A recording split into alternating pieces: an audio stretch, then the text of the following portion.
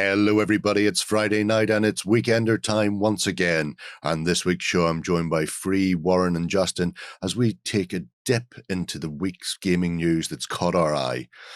On this week's show, we'll be taking a look at some spectacular diorama figures in 28mm from our Indie of the Week and catching up with what's going on in the world of Conquest and IA.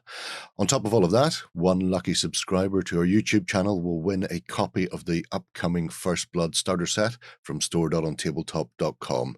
To be in with a chance to win this massive Conquest bundle, you just need to subscribe to the channel, pop a comment below, and if you can like and share us around on social media, that helps us out an awful lot. Otherwise, sit back and relax because your weekend starts here.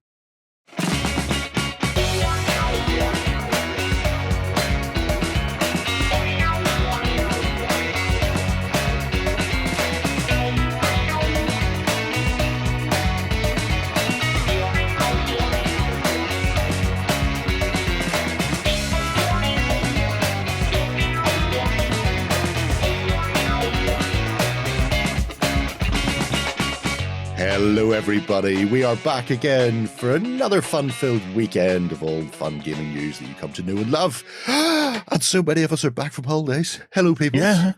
Hello everybody. It's been so long. People must have been crying into their breakfast cereal, milk or drink of choice in the Friday evening slot, I suppose. Because we weren't here. No. Was it dismal and grey and so appalling and dull without us? I bet it was. It's okay everybody, we're back now. You can relax. Yeah. You can chill. We're back and we're not going anywhere for a little while. That is very true. Today, anyway. So some things have been kicking off while we've been off and away and doing stuff. So I thought we'll start things off by bringing people up to speed with what's been going on in the world. In particular, the world of IA or AE for Conquest. I have no idea how it's pronounced. It's only two letters and one of them's got an umlaut over it. But that's so metal. It's very, very metal. But myself and Constantinos have started doing little spotlight videos. So the world of Conquest, they've been expanding the lore and the backstory behind it. And if you're unaware, every fortnight they put out a new little article on the website. And to accompany it, myself and Constantinos sit down and talk about anything in and around that article without actually talking about the article itself, because there's no point in doing it twice.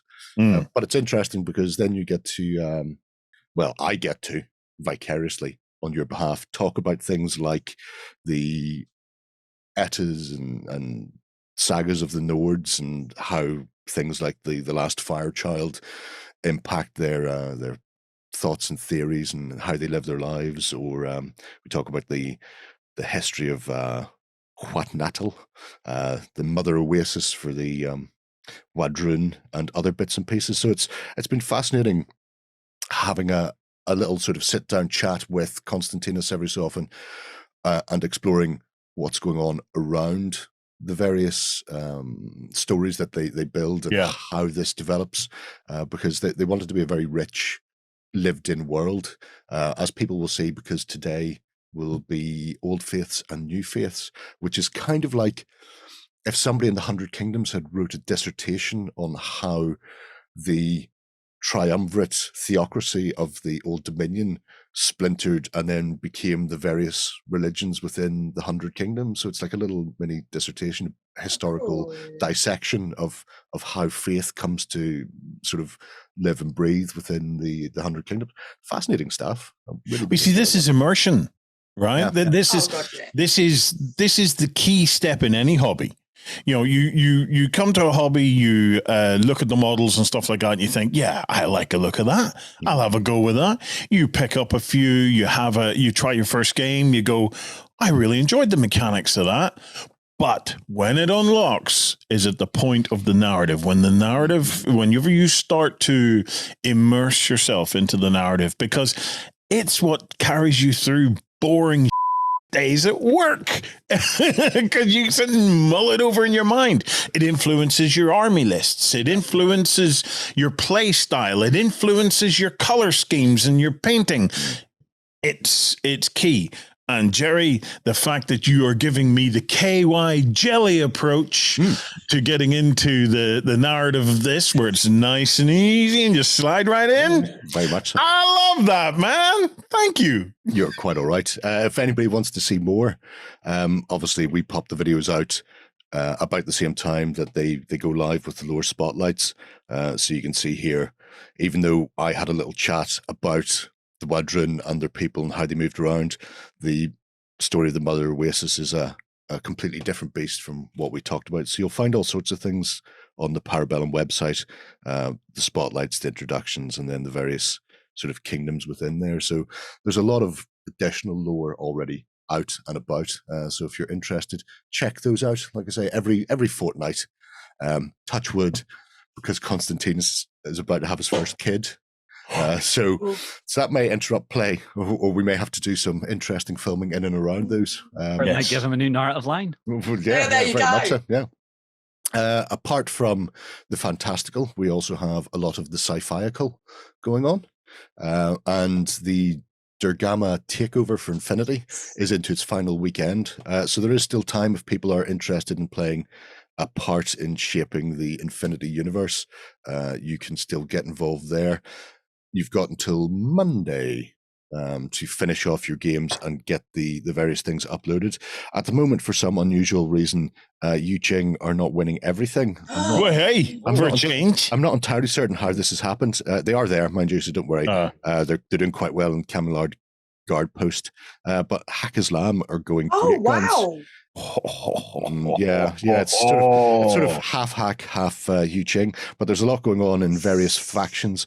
Obviously, if you're in depth in Infinity already, you'll know that the guys in the various factions love their factions and have built up whole, I suppose the best way to put it is command structures where people in charge of Hack or Yu Jing will go, we can't win here, so we don't want you putting your result in here. That's pointless now. We need you to go and fight on this front where we have a chance of steering the storyline. So there's still plenty of time to get involved over the weekend. Or if you're not already involved in Infinity, check out the campaign site anyway, because it's all built into a narrative structure, and you can see the sort of things that's been happening as people have been fighting over Raveneye and the control of the planet below as well. Yeah, and it's great it's a great place to browse around just some great battle reports. Oh yeah, Okay. And just see some wonderful armies, wonderful battle reports, great narrative. And if you register and sign up, you can go into the forums for each of the factions and just have a lot of crack. You can kind of do it half in character, half out of character, and it's just a load of fun. Didn't we do one of these where we actually had people like carrying out espionage and stuff? Oh yeah, they were sneaking into other people's forums. That's fantastic. Well, there's still a good chunk of that. You know, it's as real world as you get, man. You know, if you're going to do something, do it to excess. I learned that from Too Much Coffee Man. Overkill is underrated. Very much so. So that's what has been going on while we've been AFK, so to speak. But now we're back and in the driving seat. So it's time for the most important part of the show. Warren. It's Sunday of the week.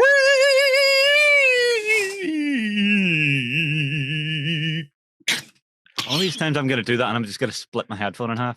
That's what we're all looking forward to. It wasn't as loud today. It was. No. I was keeping it calm. I'm keeping it calm. I'm just going to build it up.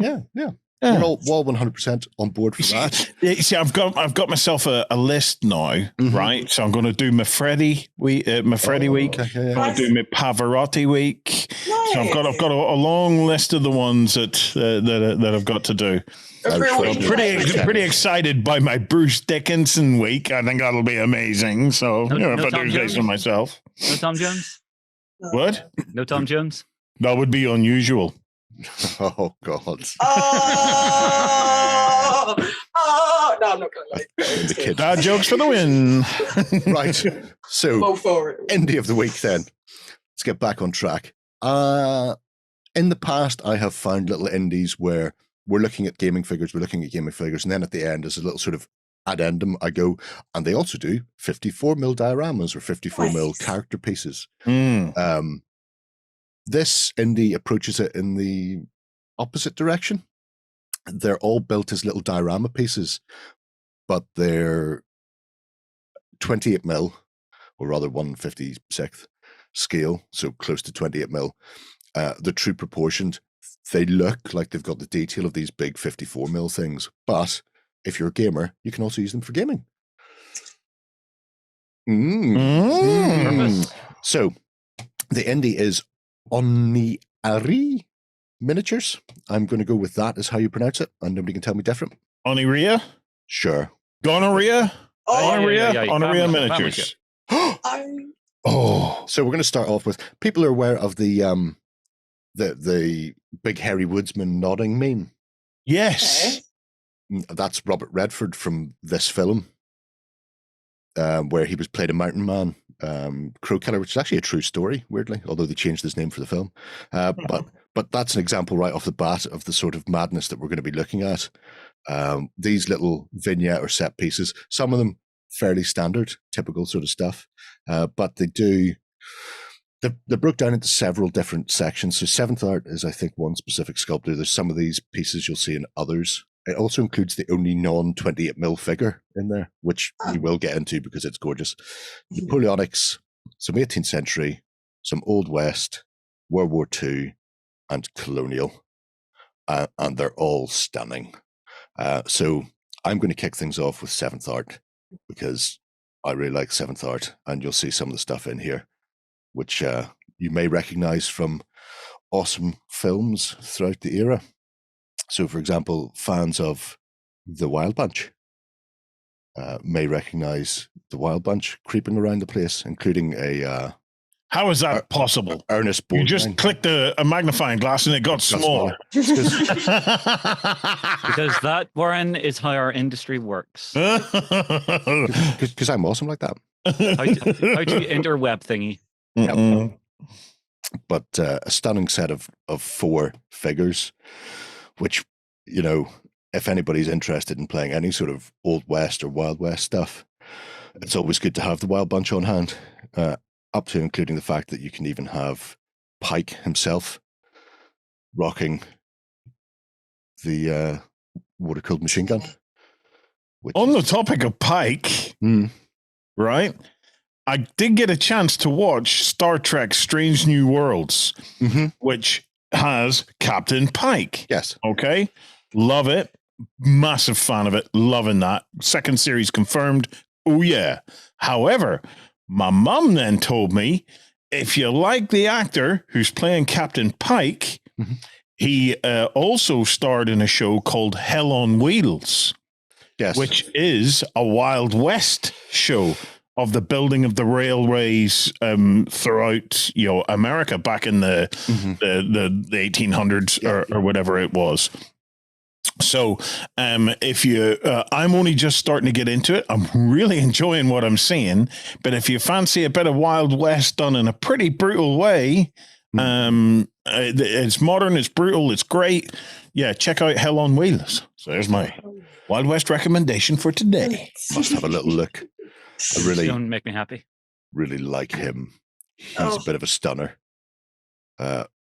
We will see some of these guys again, but some of them we will not. So definitely have to do that. And I have to go right to the bottom for their non-28 mil, because Gerhauer. Why would you not have that? Well,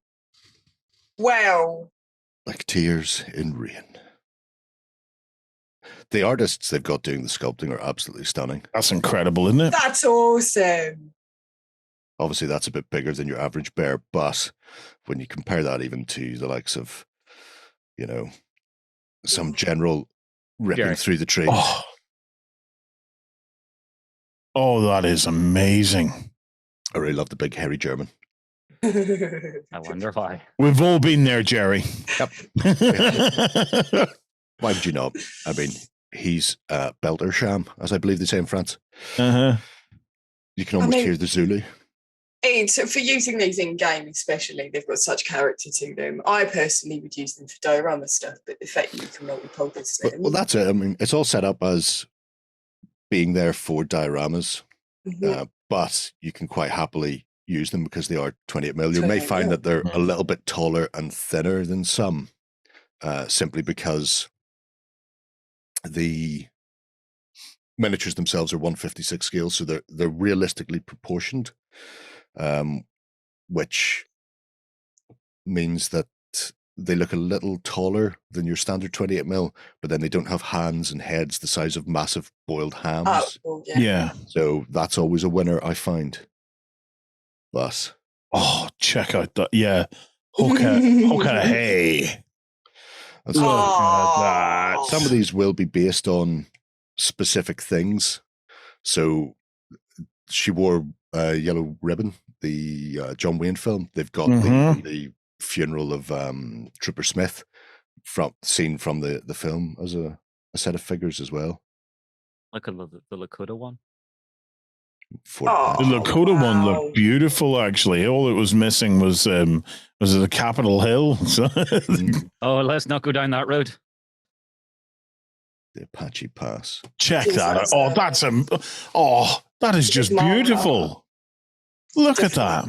Definitely use that as a marker, the downhold. The Lakota.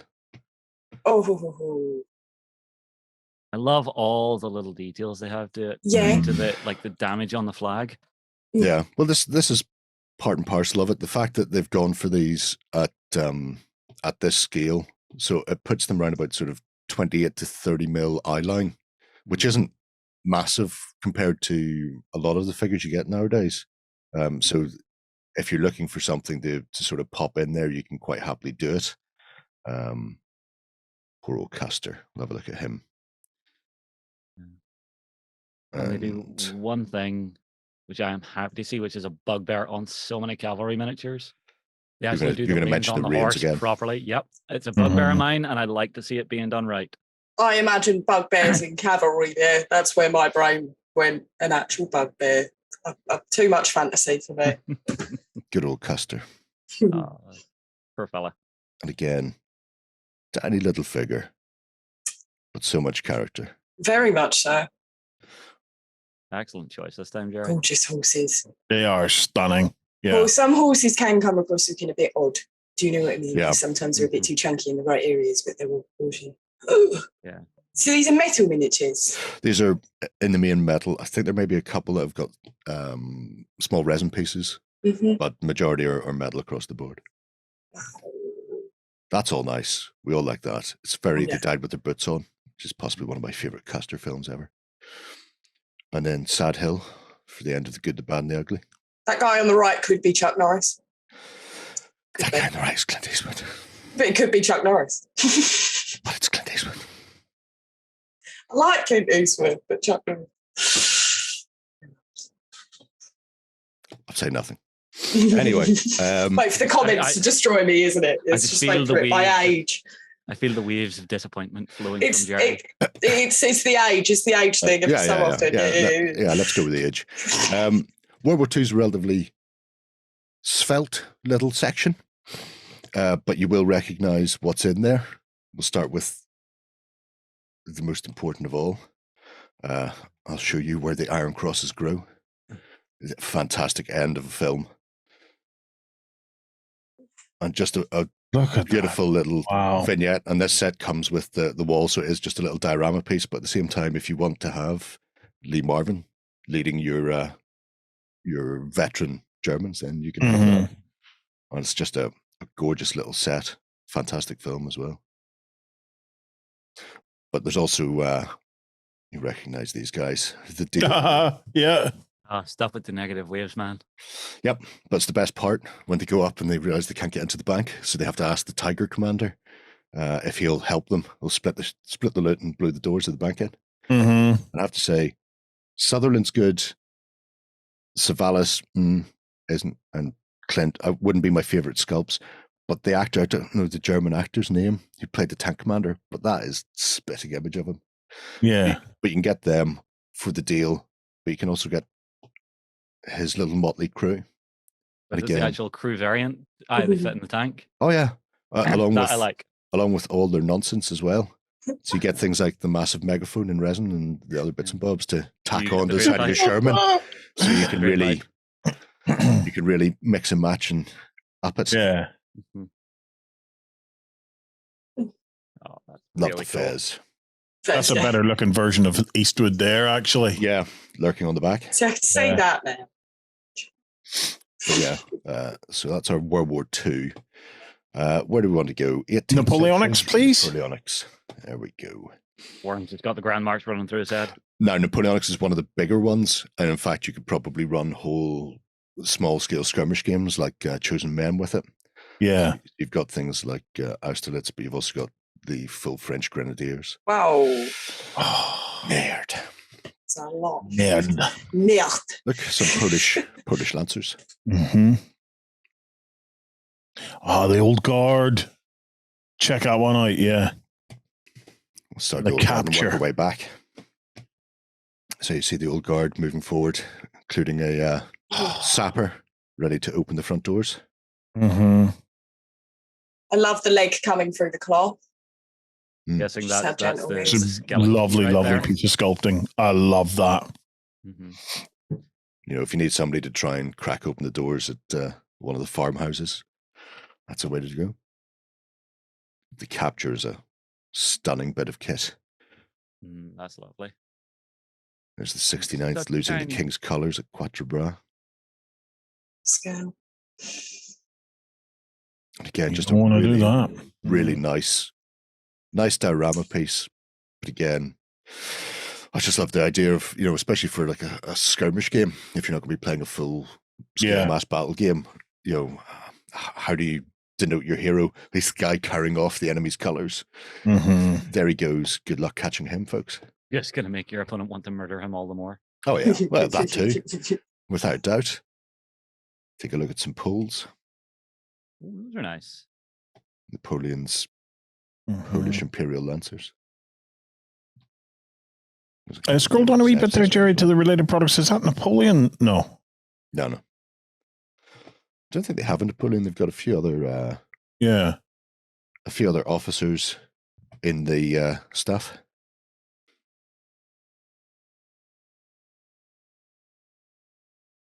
They are beautiful miniatures. Absolutely beautiful. And I love the fact that they you know, your starting point is a diorama. Yes. Yeah. I really do like that. I think it's great. It makes an interesting change, the fact that somebody's gone in and went, you know what, we're gamers as well as painters. But wouldn't it be interesting if you could actually get the pieces where a lot of 28mm gaming pieces, if you want to do a diorama, you have to spend a lot of time doing extensive work, kit bashing and changing it. Yeah. To actually get them into something more than standing at guard, presenting or firing, you know, which is generally what you want for games. You don't see a lot of the intricate maneuver. Wow. But there's the fella leading the old guard himself. God bless him. That's amazing.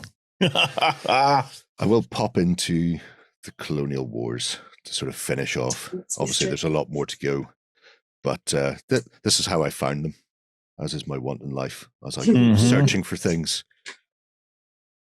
Do that. We'll do this. We'll chuck these ones out as well.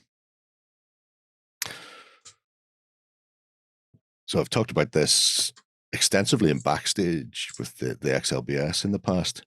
The fella at the back holding the standard is a Sergeant Bernard McCabe.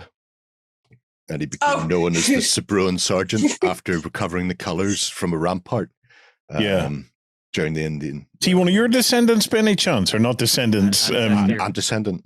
You're a descendant of him. Potentially there'll be some familial collection somewhere. Yeah. But I've always looked for a nice 28mm figure. I've got a 54mm figure, or actually no, 90mm figure of him. But I finally found this 28mm one. He's not listed as that's who he is, but that's who he is. That is who he is, yeah. Because every year on the anniversary of Sabroan, the colour sergeant of the regiment gets to carry his colours into the officers' mess in tribute to that actual little advance. Yeah. Should have won a VC. Got screwed over. Should have won a VC at Lucknow, where he was part of the defence. He died, and they didn't issue the VC posthumously at that stage. But the two other officers who he dragged along with him as part of the defence to run outside and spike the guns multiple times It's like anytime they wheeled up a new cannon, he'd lead a little sortie party out and go and hammer them and then go back in. So the two people who accompanied him won Victoria Crosses, but he died on one of the last. Oh. But there's luck the levels of I got this kind of guarantees he's one of your ancestors, Jerry. Well, he was certainly a drunken Irishman. He could have gone home, but he swapped regiments so he could stay on in India and punch people. But yeah, again, just gorgeous little vignettes once more, and you could do something with them. I certainly will, because I've got Blood and Steel from Firelock, so I might do Indian Mutiny at some point, in which case McCabe's going to be writ large across the Indian Mutiny. Yeah. In fact, he may be writ large across the Firelock expansion that concludes the Indian Mutiny, because I was talking to the guys and I sent him a copy of his biography. Yeah. That was written by one of his officer friends. So if Captain Bernard McCabe makes it into Blood and Steel, that's all people are going to be seeing on the channel from now on.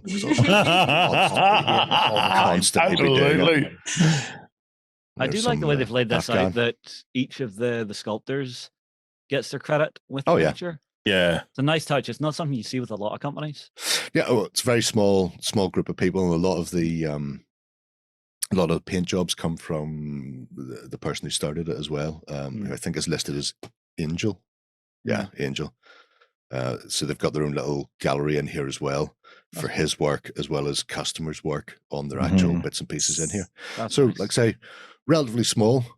You'll find more stuff in amongst some of them, like the Napoleonics or like the 18th century, than other little sections. But always worth keeping an eye on. That Crow Killer only popped up this week, and again, it's a lovely little Wild West figure. And of course, there's even John Wayne in there. If you like John Wayne's films, he was a coward.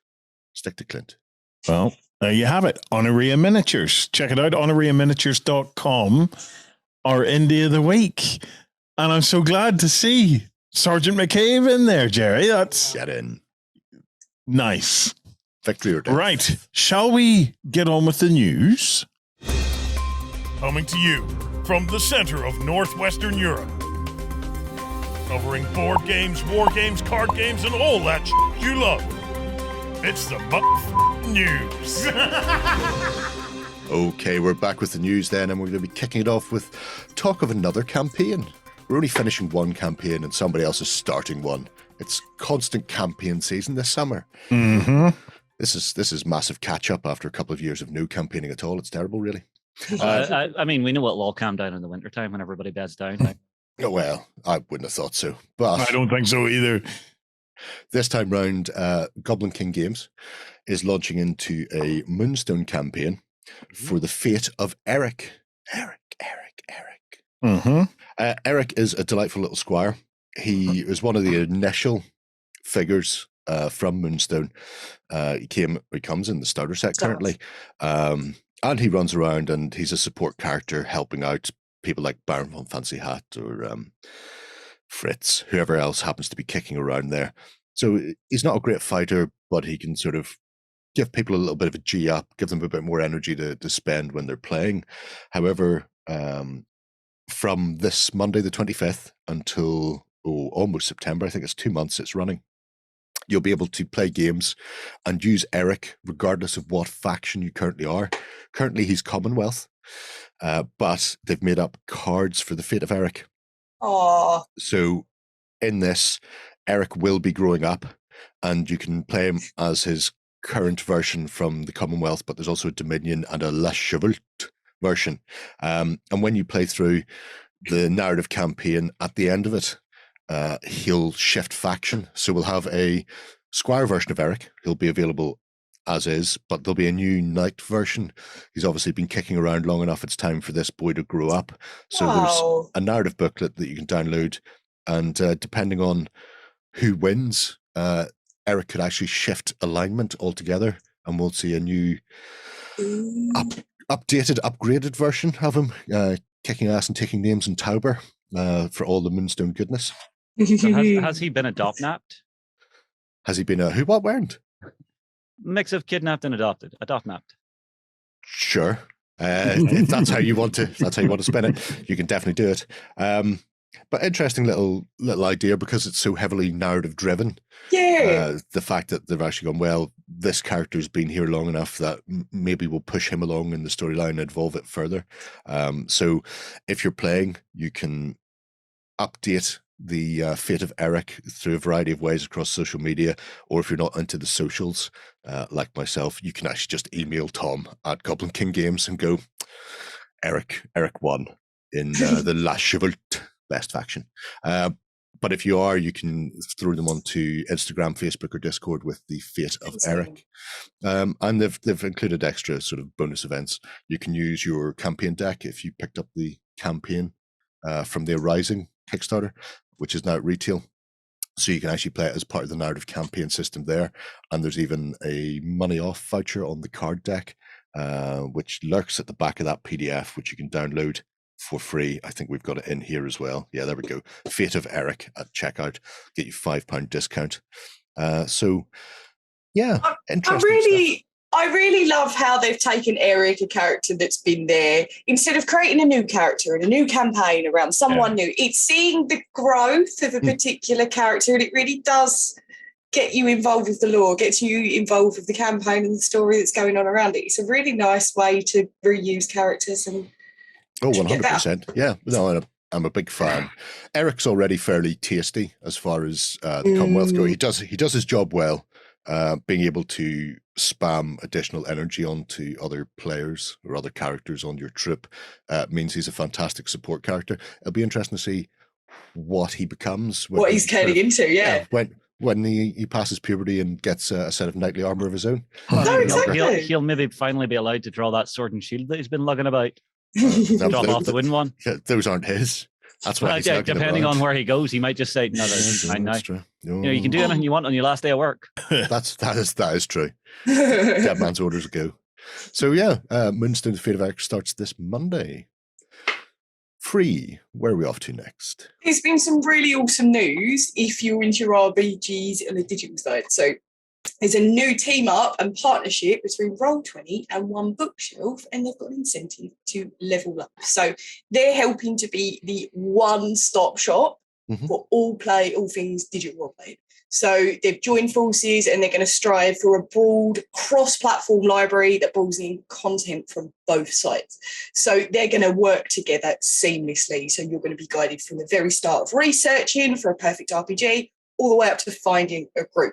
And they've noted that there is a roadmap in place that's going to improve the marketplace in total as a whole and expand into their own virtual tabletop platform. So they're going to combine and pull together all of their community and all of their content that they have already and promote game designers and showcase their titles past something conventional. So they're going to be housing character creations, the virtual tabletop, digital download, all in one stop to support the massive bank of titles that are combined across Onebookshelf's libraries. So you then have the chance to go and flex them on their virtual tabletop platform, which is currently in development. So this is going to give GMs and different players the chance to upload, read, share, and play them immediately in PDF on their system, which is really cool. There's no more competition as such. There's no more people going to different platforms and separating the two. Don't have to split up your party. You can have it all in one place. You're going to plug in and play from start to finish, getting your office assistant equivalent for RPG. But it's wonderful. Yeah, Clippy. It looks like you're trying to build a party. I know. That's what I imagine in my head. Hiya. Would like some help? It's really wonderful to see two systems just slot together so seamlessly, and everything will talk to each other. And if you bought something on Drive Through RPG, you're going to be able to access it on Roll20. And it's just really, really interesting for me to see the team up and the integration. And nothing but wonderful news for people that do role play online, because it has happened more since obviously coronavirus and lockdown, and people are heading online for their RPGs. And it's great that we're getting a seamless tool to facilitate all of that. So really exciting news there. I wonder if they're going to have a party finder, essentially, because weirdly I seen it was like a meme somebody had posted going, I've always wanted to play D&D, but I've never found a group of people to play it with me. What we need is Tinder, but for role-playing games, where you can just go in and go, I want to play this game. Is there anybody running this game in my time zone with a free slot? Because that's the hardest part for people to get into RPGs. is actually finding people to play with. Yeah. If they're doing everything else in one sort of mass platform, having some sort of group finder or accessibility where you can throw out that you are a GM looking for players or you're a player looking for a GM would, I think, be kind of a no-brainer to add in if they don't already have it. Well, I mean, if a GM can set up like an open play session where they say there are this many slots at this time, here are the pre-gen characters, please sign up now. Yeah, I mean, they do something similar for what's that, Tabletopia and Tabletop Simulator. You have hot seating type thing where you list your games on and how many spaces that are available and people can jump in. Obviously, it's a bit different for RPGs that require a bit more time and investment into them. But that's what I'm saying. You would maybe do as a pre-setup thing where people lock themselves into a position and they get their character sheet and all their background information. Well, if they're going into a virtual tabletop platform, I presume they're only going that way. And as you said, it seems like a no-brainer, doesn't it? But it's very, very cool. It's such a cool that it's a proper one place to go and not worry about I'm playing into this and I can't access it on this platform. It's it's nice collaboration. Because currently he uses Foundry, and his biggest issue is having to manually load every last thing in. So between maps, character sheets and stuff, he's constantly having to churn through that. So if this is something that's allowing you to pull in like pre-done stuff, quality of life improvement. Fingers crossed. Fingers crossed it's all good, but fantastic news and good to see where it's going. Where are we off to next, Jerry? Back to however that world is pronounced. Mentioned it earlier. Para Bellum's Conquest First Blood is getting its second edition, very specifically 2.0, as opposed to the last little tweak 1.5, which was a sort of a clean up and a dust off. 2.0 is not a massive reworking, but certainly a substantial reworking of the system. So for people unaware of Conquest First Blood, it's the skirmish game that runs alongside Last Argument of Kings. They both use the same models. They have a very similar structure within the game itself, I suppose is the best way to put it. And up until now, the First Blood skirmish was a very fast-paced, cut-down version of Last Argument of Kings. The 2.0 rules change this slightly. They lean into the fact it is a skirmish game more.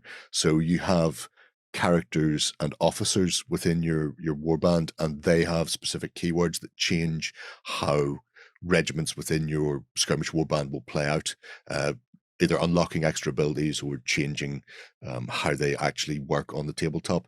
It also allows you to do things like building pike and shot blocks, so you can have bowmen behind shields, or you can have long-range weapons sort of intermixed with shield-carrying Pavia's type 100 Kingdoms dudes.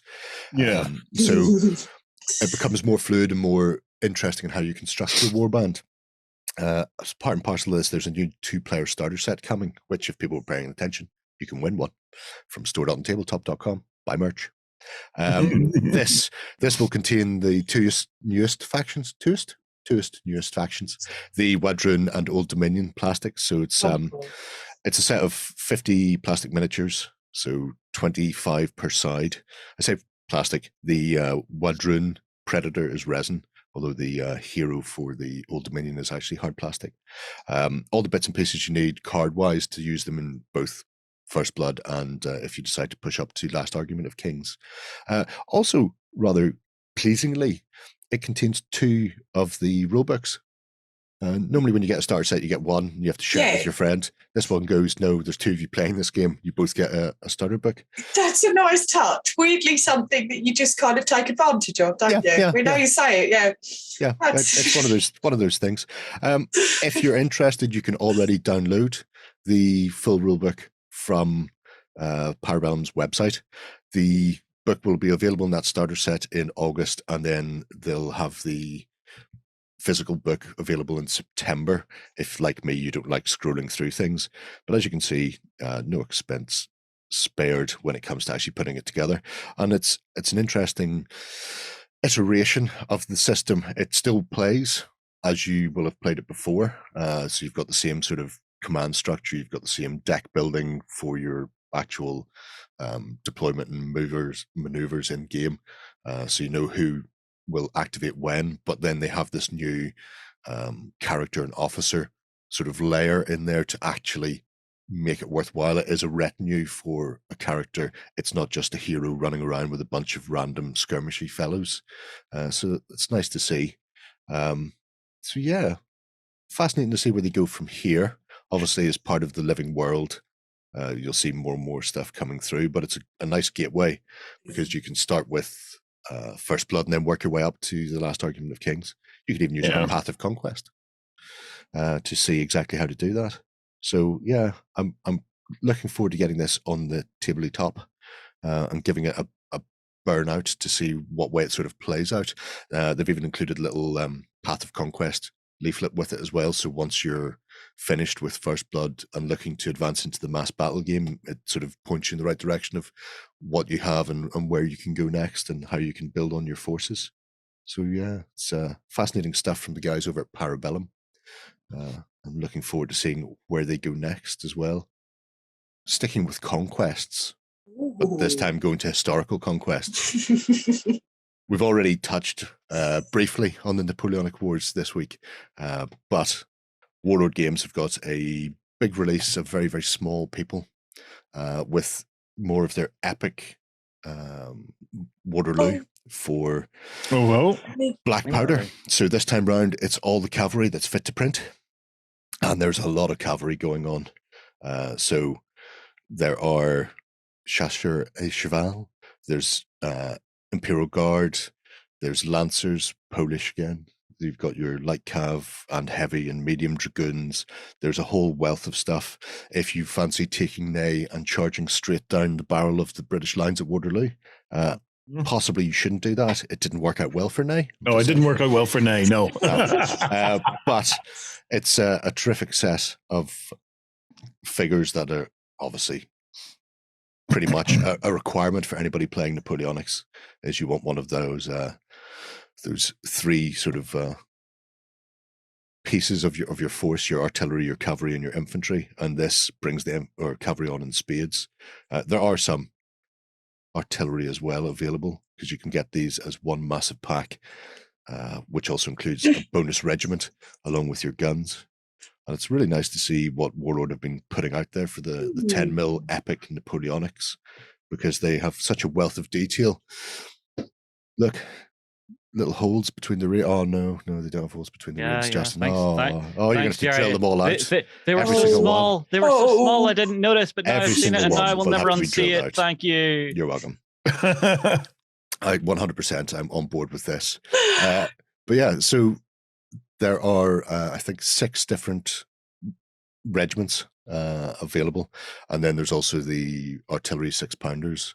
So you can pick all of the units up individually. If you're looking to build a specific order of battle for a specific conflict within the 100 days, then you can do that, or you can get them all lumped together in one gorgeous big block with that bonus regiment as well. Like there's the Polish again. Hello, Polish. Oh, I think we've only ever played one Napoleonic game at OTT. Right. And it was you and me, Warren, but it didn't have any minis. It was all tokens, wasn't it? Yeah. Quelle affaire. La Quelle affaire. Quelle affair. It's quite nice. Little setup of things. Awesome. I absolutely love these. I'd love to get a big game of black powder on the tabletop in 10mm, because it looks absolutely spanking. Although currently I've started to drift off to work and raids. Got a new game called Soldiers of Napoleon, which is interesting. And I'm toying with that for 10mm as well. So who knows what way I'll land. The nice thing is once you've got the stuff, it works for everything. Yeah. You just need to make sure you base them up in an appropriate way that it will work across the board. But there's the Guard Cavalry bundle. So if you too want to try and break through the British and Allied lines as part of the 7th Coalition. It's a great set. It really is. Yeah. The Empress Dragoons there at the top is your little free set if you get the bundle. Look at them. Filth. Sharp wouldn't like any of them. that all get the butt of his rifle. Just saying. It's just how it works. Everybody gets the butt of Sharp's rifle. But if you're after some 10mm Cavalry, then Warlord have got you covered with this extensive set. Free. Love it. Tell me more about Wyrd's Summer Nights. Oh, so there's a couple of painting competitions throughout the year that come from Wyrd Games, and they're always a hope. And they'll supply a theme, and whether it be for spring, for example, they've got flowers and showers, or something extra spooky for Halloween. And their summer competition that's live at the moment is a really interesting topic, and it's going to get painters putting concentration faces. What do your concentration faces look like? Mine looks like them. Something really, really small. They're kind of constipated. Warren, it kind of looks like you're going for a gurning competition. Just screw it up. But this year, so we've got Sea Nights. Players are going to be aiming to up their challenge by incorporating object source lighting. So this means focusing on how the light source is going to be affecting the model, the stance, and the position. So filling out the light, filling out the shadows to create a further atmosphere. So you could have your model by a fire, you could have it by twinkling candlelight underneath the moonlight amongst a forest. If light comes into play, you are on to a winner. So there are two different categories for you to get involved in. So if you want to just paint up one model, you can indeed, but if you are considered an overachiever and do paint your models up to a professional standard, there is a separate category for as well for a bit extra. Everybody's got, there's loads of, within the categories, there is a chance to win several different prizes, which will receive cash monies for the Wyrd store. Absolutely worth it. Great considering that the Nightmare boxes have just been released. We've got the Gen Con sale coming up, the Black Friday sale coming up. Is a really good way for me personally, living in the UK, with it being in the US, I do find these sales incredibly tempting, but I do end up being sad because of the shipping. So if you do put in for one of these, there is no problem. You can probably get hold of it. So I really love the idea of this competition because it's a great thing to get stuck into the summer. It's not just add this into it or add an animal. It's really exploring a painter's imagination, honing in on a skill, learning something. And it might be a good excuse to try it out. You might not have tried working or painting with objects or lighting, or you might be really, really amazing in it and you might really want to win something. So it's a great excuse to get creative. So you've got until August the 18th to submit your entry, and you've got to head over to the Wyrd forum, which Jerry just showed you, and following in their instructions. I was hoping that some eager beaver had already got one in there to say, but no, not yet. Not yet. Weirdly enough, I was talking about this very subject Tuesday past in their hobby hangout. Not about Wyrd, but about Moonstone. Yeah. All Moonstone games are set at night because Moonstones only come out when the moon is up and then they vanish in daylight. But by we I mean anybody I've seen pretty much who paints up Moonstone, they always paint them up like you would paint up any other model, fully lit, like they're in the day. Like they're in the day. And I actually said at the time, because I'd seen Irish Steve, Genuine Vision on Twitch, had painted up Goblin Fire Spitter that was only lit by the candles on his hat and that sort of thing. I'm thinking, wouldn't it be amazing to see a Moonstone board lit up and all of the figures painted in that OSL style? Source lighting. As if they are playing at night. So it's interesting that that this comes along at the same sort of time that I was having that little muse to myself. So it'll be fascinating to see what people do, because when you put restrictions in a painting competition like this, you see some really interesting things coming to the fore, just as people try to set them up, because some of the models will look like they should be lit. There's obviously Wyrd do a lot of really extravagant, almost steampunk stuff. So you can imagine all the flames and unusual cyberpunk, I can imagine, is going to be a thing.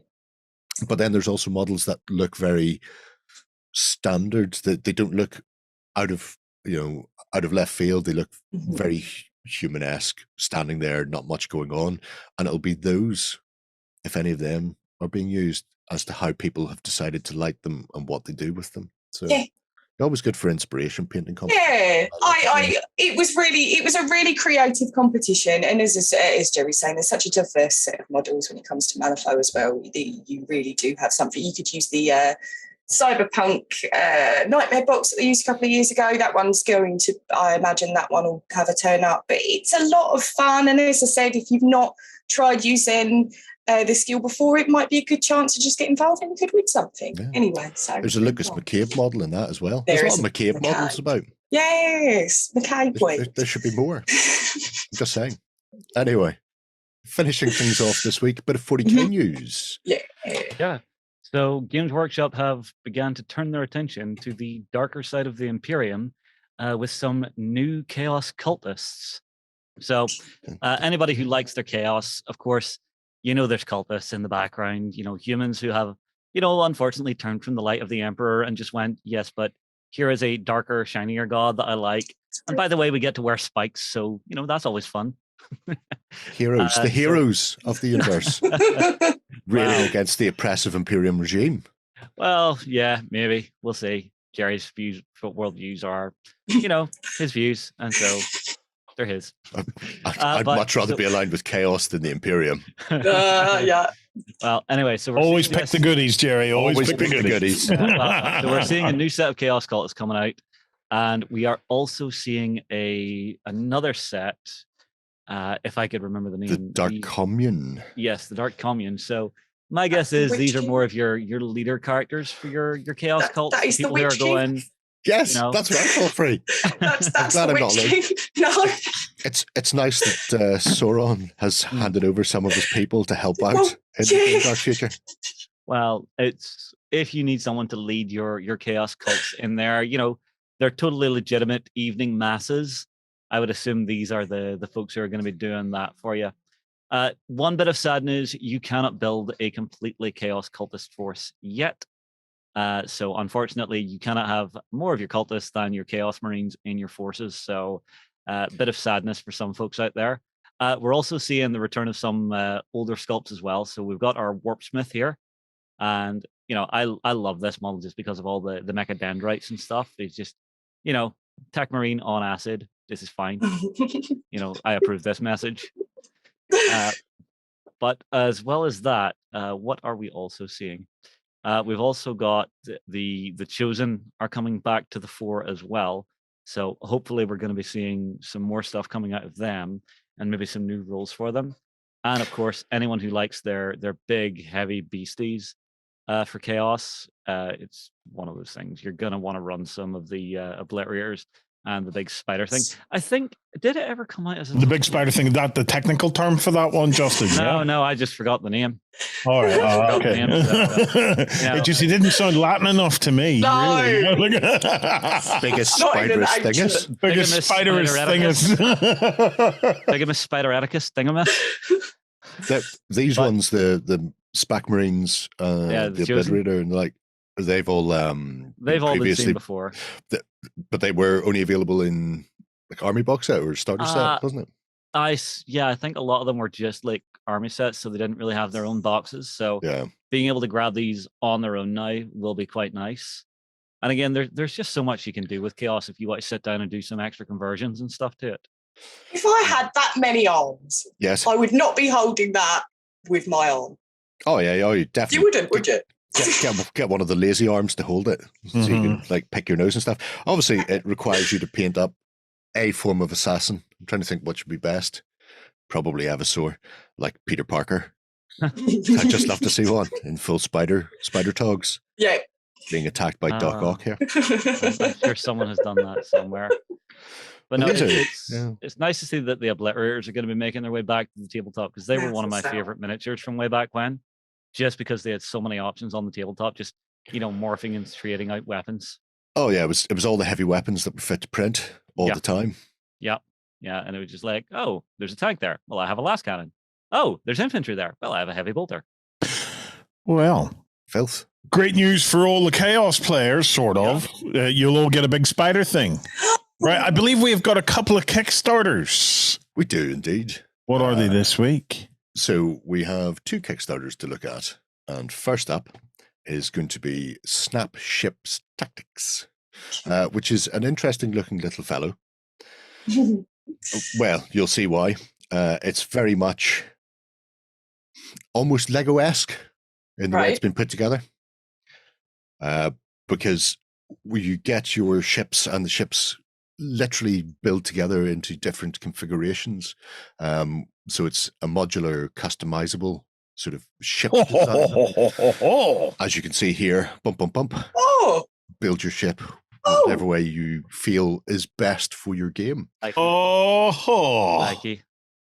Yeah, it's an interesting looking fellow. Are they all magnetized or something? Or how do they actually go together? Are they like little Lego blocks? Snap fit, as far as I'm aware at the moment. Although if you're planning on pulling apart and plunking back together again, possibly it may not be a bad idea to magnetize them in the long run, because you know at some point you will probably snap things off. But you can make a load of different sort of layouts and designs for your ships when you're playing, and the game itself has a solo rule system, so it's a 1+ player count, allowing you to sort of build up your fleet and or fighters and go after your enemy, or you can play cooperatively with a friend or play versus modes as well. So some stunkingly interesting game design based around the fact that you have no fixed ships. Essentially, you are building your modules the way you want to build them. I'm wondering, as you're playing, do you actually, as you're playing, take components off the opposing ship to show that it's taking damage? I wouldn't think so. I wouldn't like to start ripping bits off the ship in the middle of a game. It would be very, very peculiar. But as you can see, the components themselves are relatively big and chunky, because you're playing this sort of starfighter feel across the tabletop. But here we can see this being built up, hopefully, assuming that works. Tiny machine work. No. Attention, it's killing me, Jerry. Oh, apparently Kickstarter's kill itself. Oh, there we go. Oh, there you go. It was just wow. I was having a long think. So here you can see it is a snap fit system. Yeah, and you can just go ahead and start plugging and playing whatever. That's awesome. I do like the sizing on the components. They look as if they're chunky enough to just not be completely fiddly. Yeah, it's a wreck of a ship, it has to be said. I'm not sure what sort of scale it would be if you were to stick it on a tabletop. I'm thinking it probably weighs in around about 20 mil. So probably a little bit small for you to stick on a gaming table as an accessory piece. But that wouldn't stop me from doing it, and things like Stargrave as well. I just really like the concept of the modularity of the ship itself, and how you sort of get it in there. So as you can see, scale wise, they're looking at 90 mil base, so relatively big piece. Yeah, about 10 centimeters the ship. My hot tip for Stargrave players at the moment, Jerry, that new Lightyear movie. Yes, load of spaceship toys out with that I imagine will gradually make their way into the bargain bins. So from what I've heard, it may not be that gradual. So, well, like a landing off a cliff. Yep. I have no opinion on the movie. I haven't seen it yet, but I do like the spaceships that I'm seeing. So I will be keeping an eye out for those to head to the bargain bins in our local toy shops. Yeah. So, but yeah, as you can see with Snapships, the game itself expands, so you can play massive, I would say squadron rather than fleet, or cooperative battles against each other. But it's an interesting concept that to play devil's advocate just a little bit. Yeah. Well, it's not really devil's advocate, because I actually genuinely feel this way. I find it a pain in the arse enough setting up a board game or a game to play without having to actually sit and build the ship from all these little tiny blocks. The building is one of my favorite parts of the hobby, so this is right up my alley. This reminds me of the equivalent. I love Kingdom Hearts. I absolutely love Kingdom Hearts. And there's a particular bit in Kingdom Hearts where you have to build your ship. It is very much this. You build it with the particular individual places. This is what you're doing. So about that. And I love the idea of that. It's really horses for courses, isn't it? Really? Well, I'll throw it out there to broach both of your ideas. Obviously, you say you like building stuff, Justin, but generally when you build it once. Mm-hmm. Yeah. So, in this case, you may be building that differently every time you play. So I am quite happy with that. But then the alternative, Warren, when you're saying you don't like building thing, is if you wanted to have the range of ships and the amount of diversity within your fleet, you would have to buy multiple ships if you weren't able to customize like this. So it's one of those, apart from being part of the gameplay itself, where you actually get the chance to design and play with it, you also then have an access to a lot more ships and configurations than budget would normally allow a lot of people, I suppose, is a way of looking at it. So that old like gaming arms race, you're not having to buy new miniatures, you're just refactoring what you already have, or maybe grabbing an upgrade. Jerry, would you scroll up to the top there for me? Yeah. Just out of curiosity, it certainly is a very, very interesting concept. And they, so the initial pledge was $65,000. Yes. Yeah, do you know what? That's not too bad. Yeah, that's not too bad. I look at it and I think to myself, there's a fair chunk of manufacturing. There is, yeah. Intricacy in this, like it's not just sculpting a ship and then getting the mold cut for a ship and then injection molding your ship. There's a lot of components there, and if those components are also going to come pre-colored like that, I just want to see, had they done their sums on this one, or is it? Well, if you look at the main core components for both are the cubes, which are the same but just different colors, so it's the same mold, but it's only then the accessories to change between the saber and the scarab. Is it a saber? Yeah, saber and scarab. So it's not. Yeah. It's not beyond the realms of possibility. And obviously they've been unlocking stuff as they've been merrily firing through as well. So there's some exclusive bits and pieces for the Kickstarter itself, but then other sort of expansions beyond it. If people are interested, they can give this a test via the medium of Tabletop Simulator, I believe. So you can get on there and see how the game actually plays out and have a wee look at it. The interesting thing for me would be the solo mode, the AI, because when you're playing a game like this, especially if you're playing with a low model count, sometimes the AI is the most important part, because you don't want it just going hell for leather at you and then being shot down on the very first exchange of fire.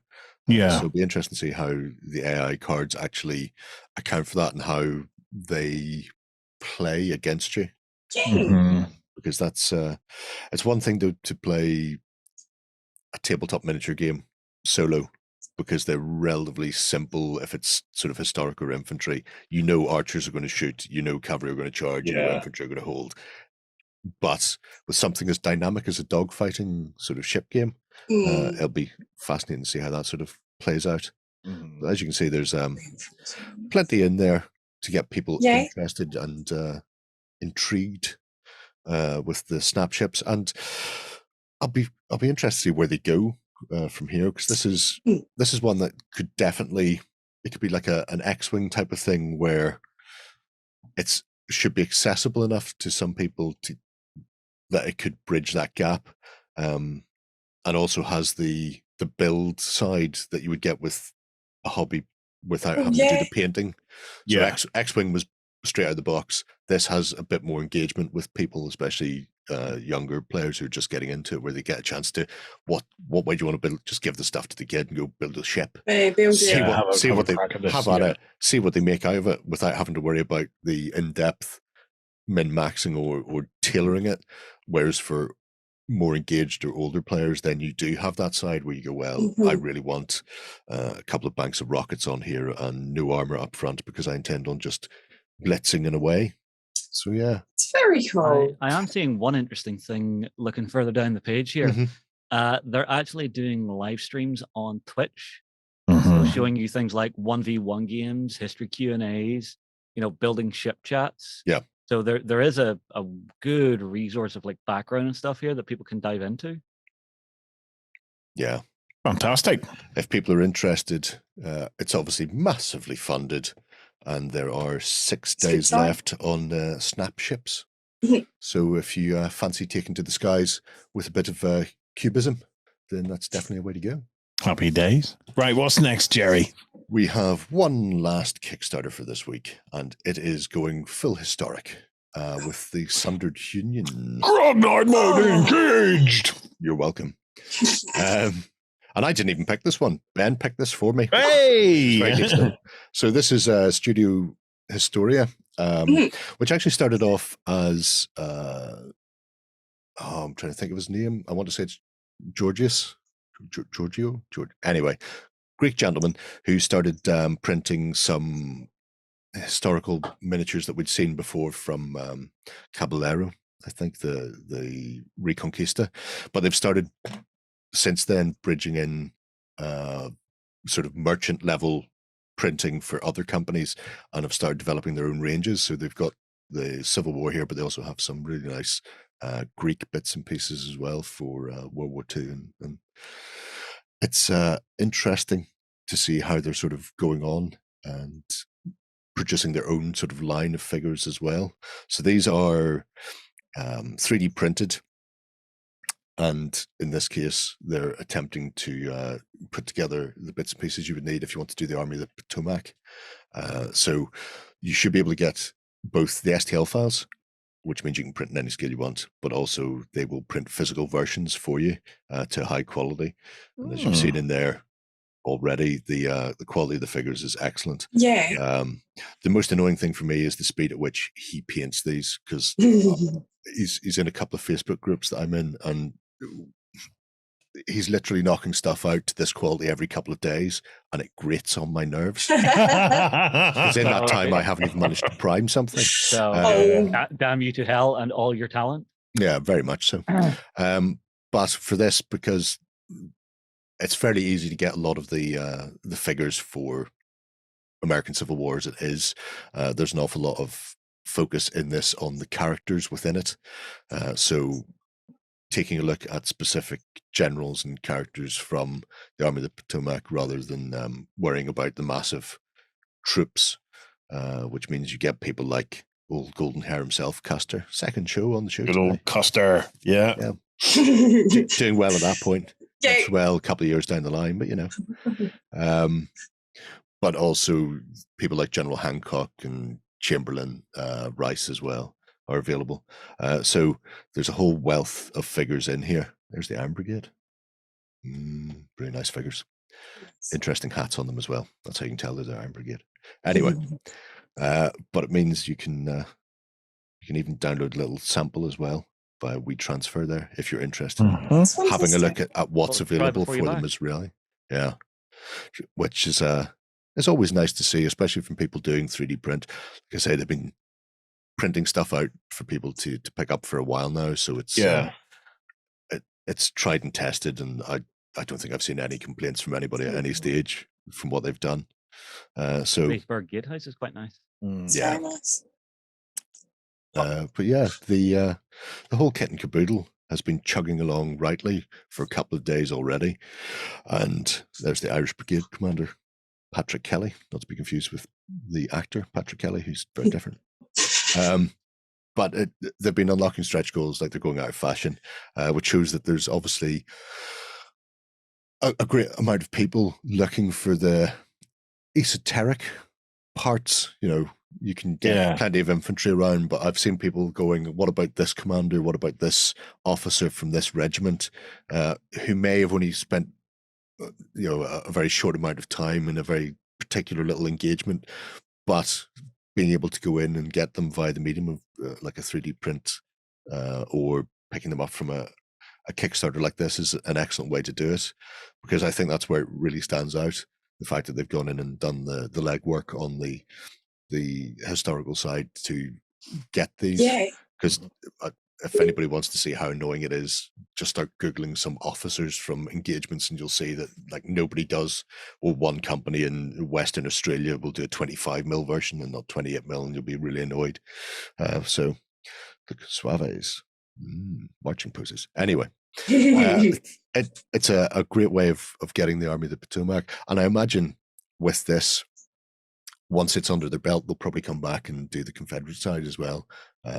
Because it would be a shame if they only focused on one side of the conflict. It would be great to be able to go across. There's a lot of unlockables on the campaign as well. Stretch goals and social. Yeah.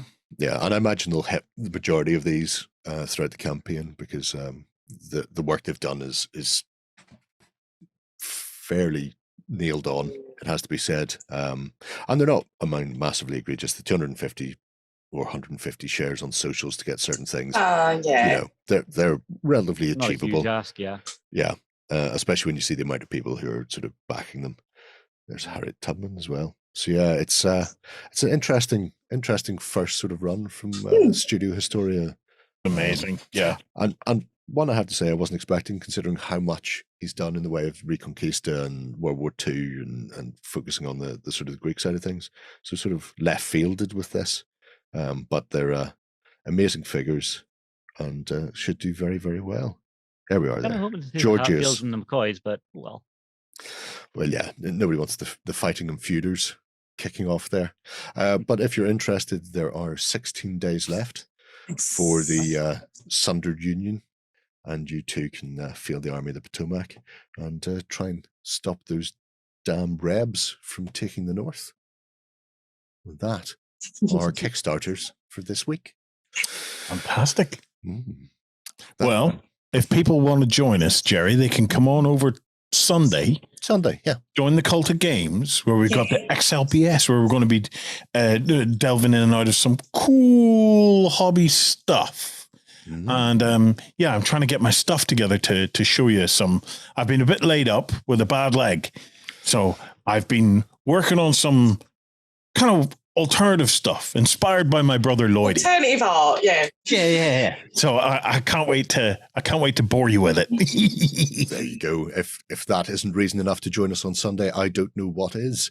We'll see you over on Tabletop then, or if not, then we will see you back here next Friday. Don't forget to get your comments in below if you want a chance of winning that First Blood starter set. But until then, bye-bye. Go ahead and check out our other content on screen now. And while you're at it, why not hit subscribe and remember to ding our dong. Go on, you know you want to click it. Go on.